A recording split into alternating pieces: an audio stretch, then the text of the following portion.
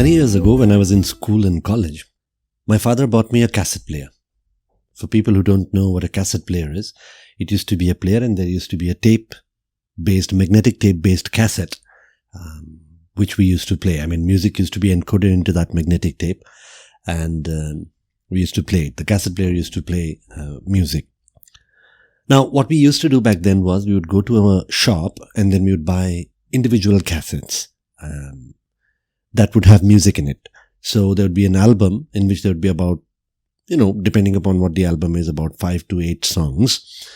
And we could turn it around. So 4 songs on one side. So we could play it on one side and it'll be, 4 songs and then, or 5 songs, and then turn it around and another 5 songs. So about 10 songs in an audio cassette.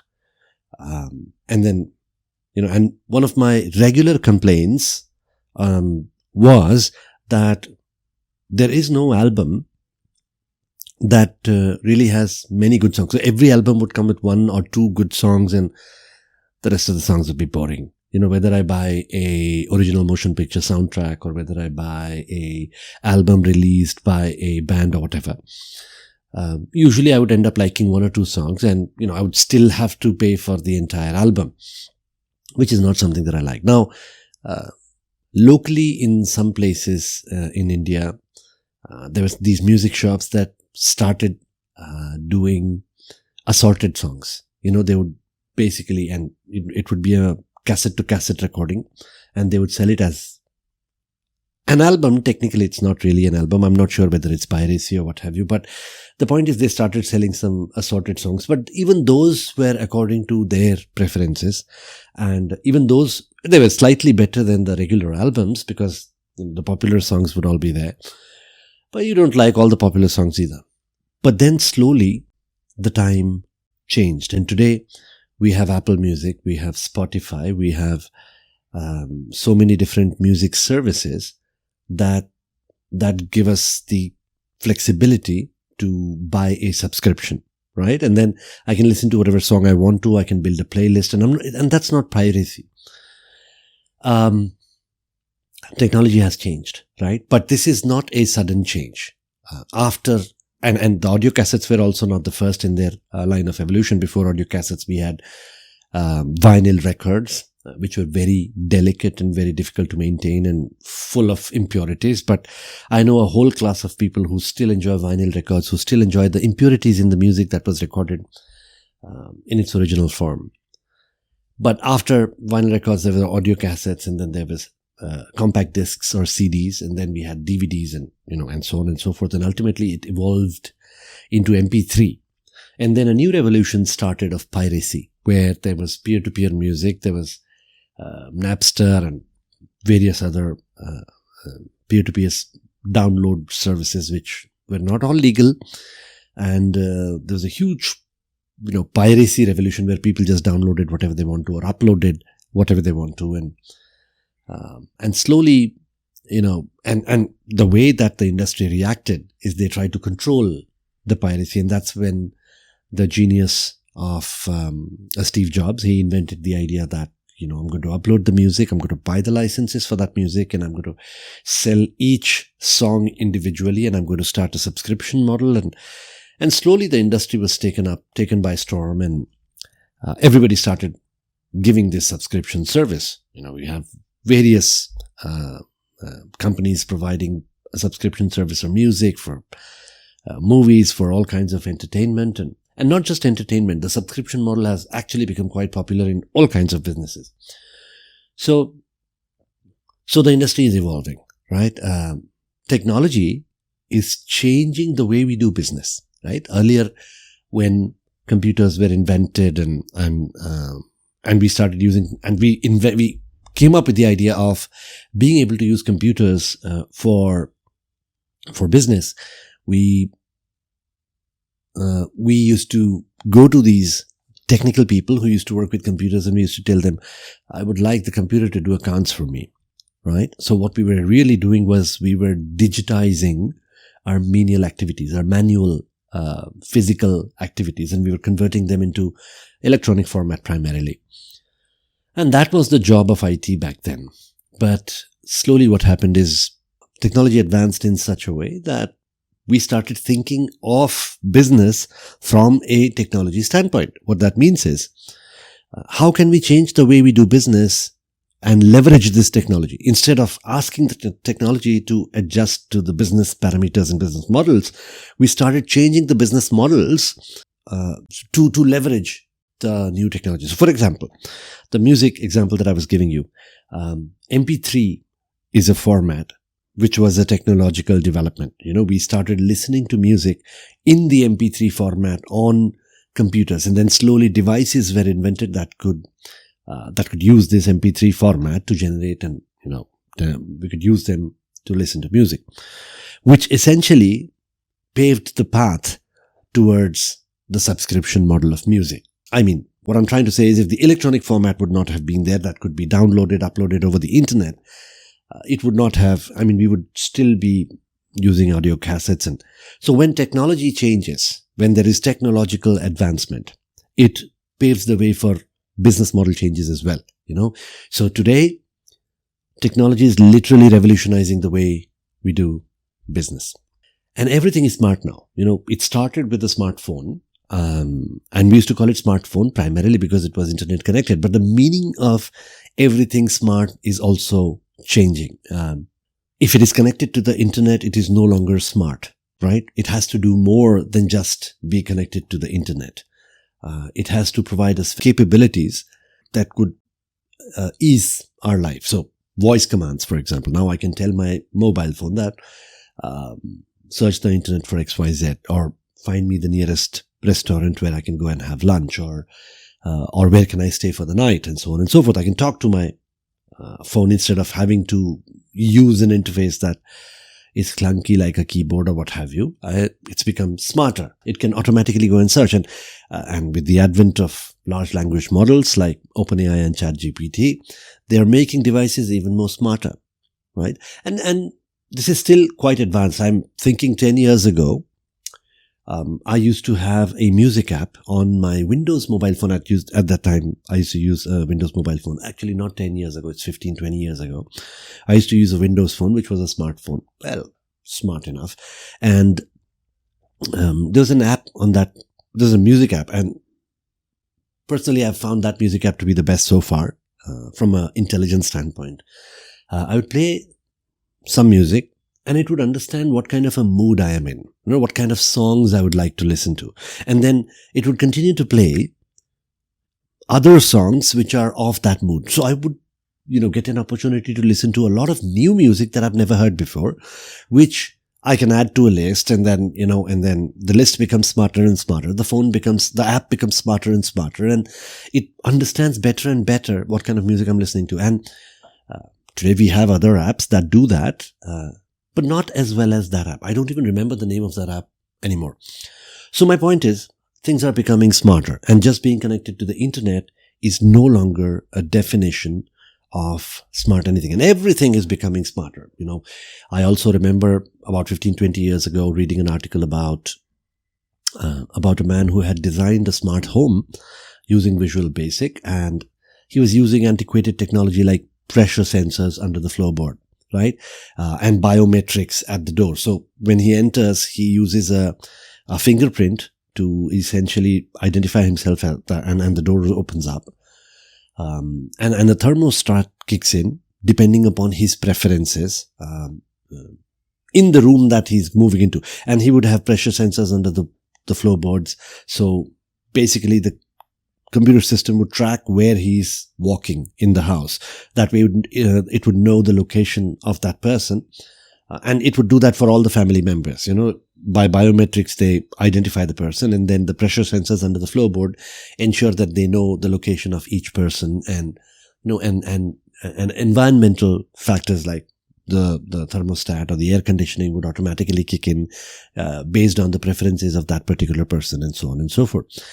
So, and this was 15, 20 years ago, and you can imagine how much technological advancement we've done in the last 15, 20 years, and every single thing that we look at these days is smart. It knows who we are. It knows what we like, what we don't like, where we are, how we are. It knows about our physical traits. Like I have a smartwatch that constantly monitors my pulse rate. I have a friend who was alerted by the Apple Watch about a coming heart attack, and he immediately went to the doctor, and he had to immediately go into surgery, and practically his life was saved by the smartwatch. So it knows how we are, it knows where we are, it knows many things about our preferences, about what we like, what we don't like, and based on that, it uses that data to, well, sometimes make our life convenient, but other times make our life inconvenient as well by giving us pop-up ads of products that we may decide to buy, and so on and so forth. But what I'm trying to say is everything is becoming smarter and smarter and faster, right? Everything is becoming faster as well. And in fact, the definition of speed has changed over a period of time. And if you look at the technological advancement that we've done over the years, to give you an example, the original concept of typewriter was conceived first in 1575. And then it was productionized in somewhere around 1875. So it took about 300 years for the typewriter to go from conception to manufacturing. And if you look at the iPhone, it was originally conceived in 2004, and then it went into production in 2007. 3 years straight, conception to production. So the speed at which technology is changing is increasing at a exponential level, right? Which raises many different questions. It raises the question of, are we ready to accept this technological explosion that's coming, right? How is it going to impact the humanity? But that's not what I'm talking about. When we think about digital in the enterprise, when we think about technologies in the enterprise, we need to understand that the speed at which the technology is changing is also increasing at an exponential rate, which means organizations and industries need to adapt to these changing technologies at a higher and higher speed. And while it sounds a daunting problem, and we have two schools of thought here. One school of thought obviously thinks that humanity has adapted over the years, when the printing press came, when the typewriter came, when, Industry 1.0, 2.0, and so on so happened. Human beings adapted, right? Initially, we went through a little bit of a problem where, some people went out of business and lost jobs, what have you. But over a period of time, we advanced our knowledge, we advanced our skill set, and we adapted to the changing technologies. So we are going to do the same going forward. As the technology changes, as the speed increases, so will the speed of humanity increase, right? Also, we are using technology to adapt to technology, right? We are not all humans, right? We are now augmented with technology. Everybody has a mobile phone. The mobile phone has practically become a part of a human body. Is there a time when you don't have a mobile phone with yourself? You wake up in the morning and you pick up the phone. And I practically wear the watch all day long, right? Except for 45 or 30 minutes of charging. I carry the mobile phone as a part of my body. So we are all augmented now. And adapting to changing technologies is going to be not that difficult or not impossible, because technology is going to augment us to make sure that we adapt quicker, right? And then there is the other school of thought that's saying that, we are approaching a technological singularity, and that, the speed at which the technology is increasing is also increasing at an exponential rate. And there is going to come a time when we will not be able to adapt anymore, right? We are going to fall behind, and then technology is going to take over. And then there are some people who think about apocalyptic scenarios where artificial intelligence takes over the world and the Terminator, universe, what have you. But we are not going there. What I'm trying to say is organizations will need to augment themselves quicker. They'll need to think about security. They need to think about their policies. They'll think about bureaucracy and red tape, and think about how they can improve the turnaround times, and they can improve the speed at which they can adapt to technologies. And if you really think about it, enterprise technologies are much slower than consumer technology, right? I have a Surface Pro as a personal laptop, and I have an old HP laptop for my office work, right? My personal laptop is much faster than my office work. My personal phone is a lot more faster than my office phone, and so on and so forth. And the reason is that, when you're working with enterprise data, security and so on are concerns that we need to take care of. And policies are there to make sure that, we don't do something that's dangerous. But then if you really think about it, I don't have any viruses on my personal laptop. The risk is there. I could be hacked. But then the probability of me getting hacked is much lower than the probability of an enterprise getting hacked. So there are so many concerns that we need to take care of when we are talking about enterprise technological adaptation, and we need to take care of all of those things, which brings us to the idea that the people perspective of enterprises is also going to have to change. Science, technology, engineering, and mathematics is going to become more and more important as technological advancement happens. That's one. Because we are not going to be working on standard technologies. Data entry, for example, is long gone. Similarly, the programmers, today we are looking at technological advancements like Copilot, which is going to augment programmers, right? So programmers are going to become, they're not going to have to worry about syntax whatsoever, what have you, which means they will need to think about logic, think about how to do the programming, think about design, right? Slowly, design is also going to be taken over by technology. So, we'll have to keep on moving one step ahead, right? So STEM education is going to become important, but more important than STEM education, and that this is just my perspective, is going to be the liberal arts as defined by ancient Greece and Rome. Liberal arts is a study of philosophy, ethics, morality. It's the study of art, music, and the creative pursuits, painting, sculpture, creative writing, what have you. Because these things are what give humanity their original base and foundation. Also, as technologies start getting advanced, right? And I've talked about this in my previous episode about biases in artificial intelligence, right? We will need to be very careful about our own biases. And there's no human being on this planet that does not have a bias. And I'll cover that as a part of one of my future episodes. But we have to be very careful about how we treat people, how we try to keep our biases in check, make sure that we don't discriminate against people for the wrong reason. See, it's very important for us to discriminate, right? Don't get me wrong. Simple things such as when you interview a candidate for a job position, what are you doing? You're discriminating a candidate from all the other candidates, but you're doing it on the right basis. You're doing it on the person's capability, on the person's ability to do the job properly or to function in that role properly. And that discrimination is good, or should I call it filtering? Basically, discrimination is filtering, right? When we start doing discrimination, not based on capability, but based on race, religion, gender, based on our likes and dislikes about something that is unrelated to the topic, that is bad discrimination. So biases you can't get rid of. It is impossible to get rid of biases. That is how human brain is designed. But having the right biases, making sure that we treat people properly, is something that's going to be very important for human beings to learn, because that's what we are going to teach the technologies. And technologies can do stuff hundreds of thousands of times better than we can. So we better make sure that we teach the right things to the technology, because if we teach the technologies to discriminate on the wrong basis, they can do it hundreds of times better than we can. And that's not going to be good for humans. So